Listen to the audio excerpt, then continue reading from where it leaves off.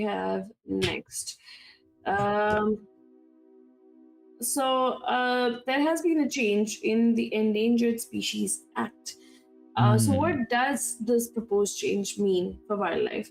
The Endangered Species Act, which has successfully recovered many iconic American species like bald eagles since 1973, faces significant changes under the Trump administration.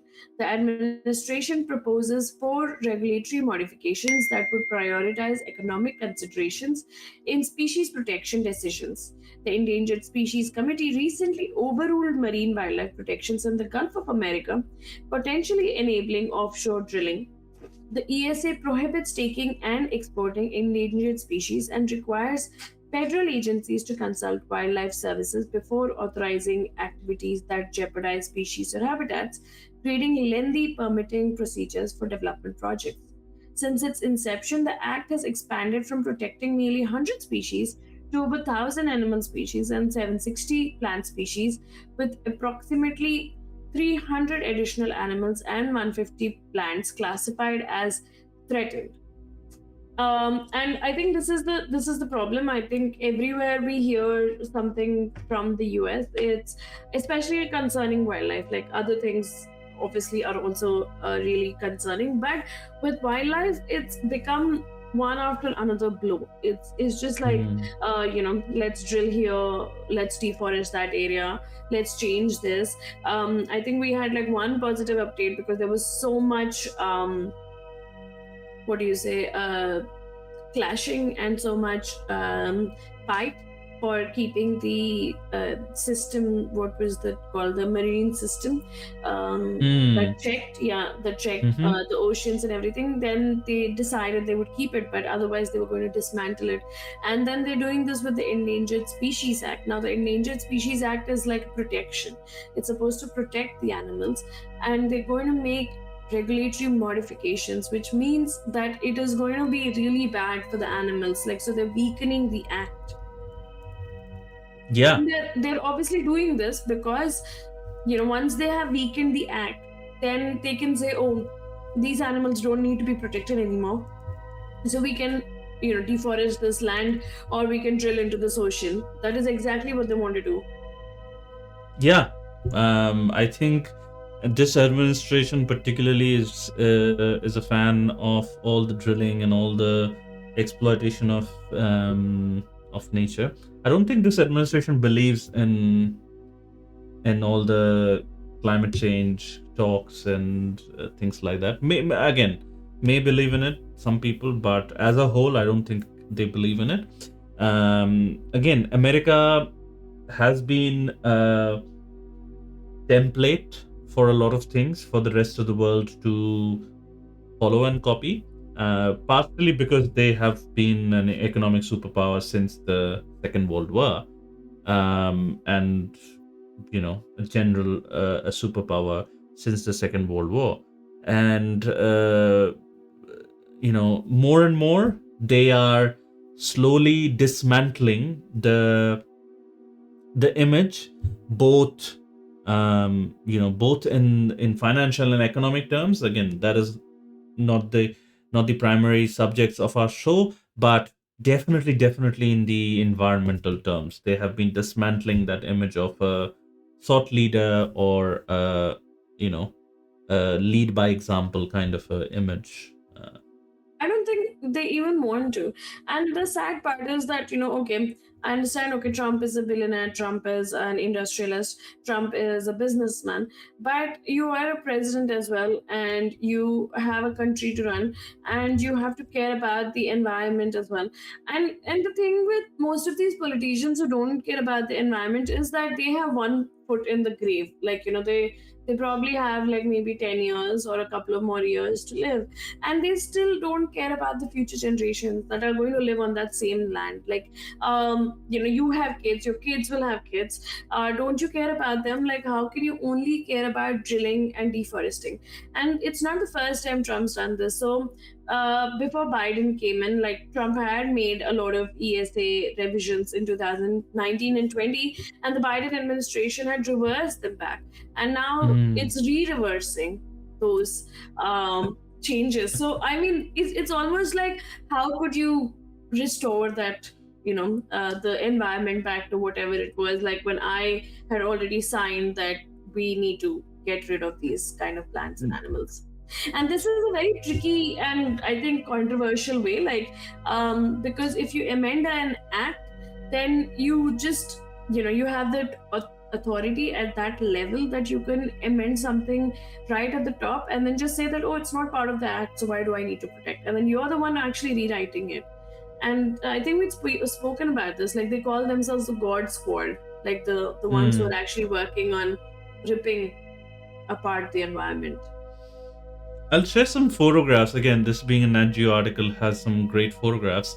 Look at this. This is a bald eagle, one of the first species that was protected by the Endangered Species Act when the legislation was passed in 1973. This juvenile perches on the beach in Alaska's Katami National Park. This is an image from 2023. Uh, Next, we have mother grizzly and her cubs stop traffic on Denali's Park Road in 2015. Grizzlies are listed as threatened under the ESA. Now, this next image, a biologist releases a vulnerable lesser prairie chicken back into the wild after fitting it with radio collar and leg bands in 2015. This species was delisted earlier this year. It is a vulnerable species, but delisted from the Endangered Species Act. Um, Here we see some manatees swarm below researchers in Bruce Spring State Park, Florida. Manatees were among the first animals to be protected by the ESA. And then we also have the iconic Florida panther, or, pumas, as um, I think they are the same thing, but I might be wrong. An endangered Florida panther creeps through the fence at Corkscrew Swamp Sanctuary in Florida, emerging from nearby ranchland in 2020. So again, these images, and look at this image. So this is what the administration is probably trying to build. You know, how these cul-de-sacs, how sad are these cul-de-sacs, Meghna? It is really sad to just see all of that and to know that they would prefer that over just like, actually having these pristine areas where you can just go and be in nature and appreciate it and have that recharge back. like um like I think we've done this a couple of times, like me and Oops have covered this, how you really need to connect with nature. And for every hour that you spend in the green, your brain resets or rewires and you feel happier and you feel calmer.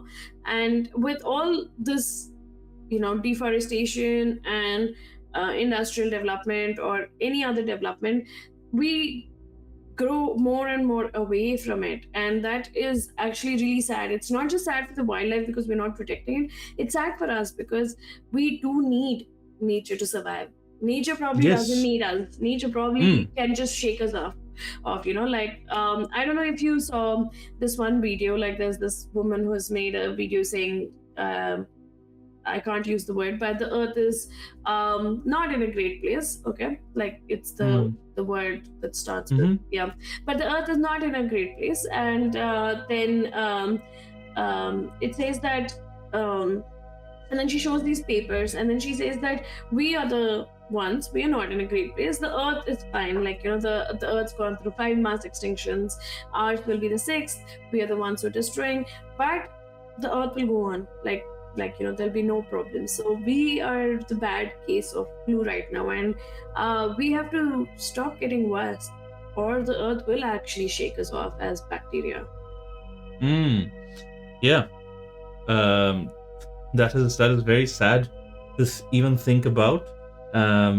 This image again, I forgot to read the caption. It says a new neighborhood in Orlando cuts into historic panther habitat as seen in 2019. So this is, as Meghna said, the God Squad. and they call themselves the God Squad. We did a full episode story on that, and it is it is sad that these beautiful creatures, um, because of political, um, let me use the word political aversion, or political, not turning an eye towards them. Um, they are um, facing the threats that they are facing now. Again, as I said, the US has been um, one of the first countries to constitute the idea of a national park. Yellowstone National Park was the first national park in the world, and they have been sort of leading in that area, but now they are just walking back on all these different things. And who does this benefit? Like, if a species habitat is declared as non-critical, then these businessmen are just free to go there and drill, baby drill, as they say, or do something else, deforest that area, or build these horrible looking cul-de-sacs. And yeah, it's terrible. Yeah, that's yeah, we can't really do anything much about it. Maybe like US will finally um not give them majority this November when it has its Yes, the the, midterms. yeah, the midterms. And hopefully with that, like there'll be some jolt of reality for Trump. And I don't know if that means like a reversal for the wildlife or reversal of decisions for the environment. But in general, yeah, any other administration is better than this administration in protecting wildlife. Like, I don't care in general. I do care, like, in general, how the president is, but I mean, we care more about how that person's approach is towards the environment and wildlife in particular. Mm, mm. Um, yeah, I think we discussed this a lot more about these cul-de-sacs and neighborhoods cutting through forest areas, preserved areas in our interview with the guest as well. Meghna, since you were out for some time, did you want to do another story before we do our guest segment? Um, Sure, we can do that.